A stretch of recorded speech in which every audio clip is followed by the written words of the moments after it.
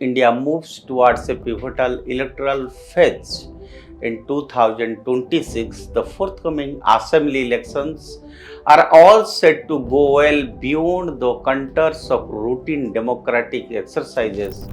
Should governance be driven by a strong central vision capable of executing nationwide priorities, or should it lean more heavily on decentralized decision making that empower states to tailor policies according to local needs? The BJP is very strong in North Bengal, and its political strategist Amit Shah is leaving no stone unturned to adopt new strategies.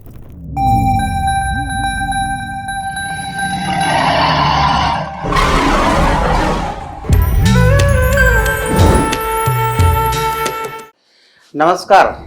I welcome all to the digital media of India. Myself Deepak Kumar Rath. And today in India Things, we'll discuss about the ongoing assembly elections in 4 states. As all you know, that India moves towards a pivotal electoral phase in 2026. The forthcoming assembly elections are all set to go well beyond the contours of routine democratic exercises spanning over 4 crucial states and 1 union territory. These polls are not merely about determining who will form the next governments, they carry broader implications for the country's political direction, governance model, and federal structure. At their core, these elections reflect a deeper ideological contest. On one hand, is ruling establishment which is pitching a narrative centered on continuity, stability, and rapid development guided by a strong centralized framework of governance. On contrast, stands an opposition that, despite its internal diversity and lack of cohesion, is striving to re-emphasize federal autonomy, social justice, and the importance of regional identities. For these parties, the elections are increasingly being framed as a test of the balance of power between the center and the states. They caution that the growing centralization may weaken the essence of cooperative federalism and overlook distant socio-political realities of individual regions. Consequently, they are seeking to mobilize support around issues such as welfare implementation, caste representation, and minority protections. This divergence is not merely political, it reflects deeper questions about the nature of India's democracy. Should governance be driven by a strong central vision capable of executing nationwide priorities, or should it lean more heavily on decentralized decision making that empower states to tailor policies according to local needs? The real charm this time would be to observe the ground reality in West Bengal. Although there is a significant anti-establishment factor working against Mamta Didi, the TMC remains most powerful in South Bengal, Mamta largely banking on minority voters, playing the card of Bengal Asmita, which could prove to be a game changer for her.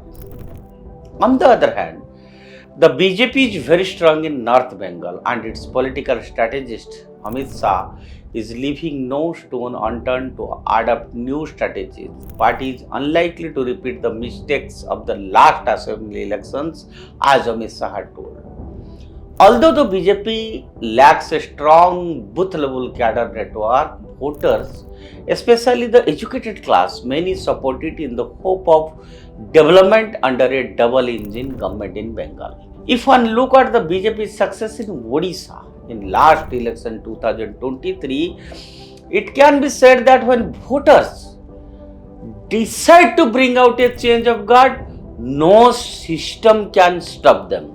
Our reporters who are on the ground are of the opinion that this time the common Bengali is seeking a change for a more peaceful Bengal, developed Bengal. I am not entirely convinced by the current media reports.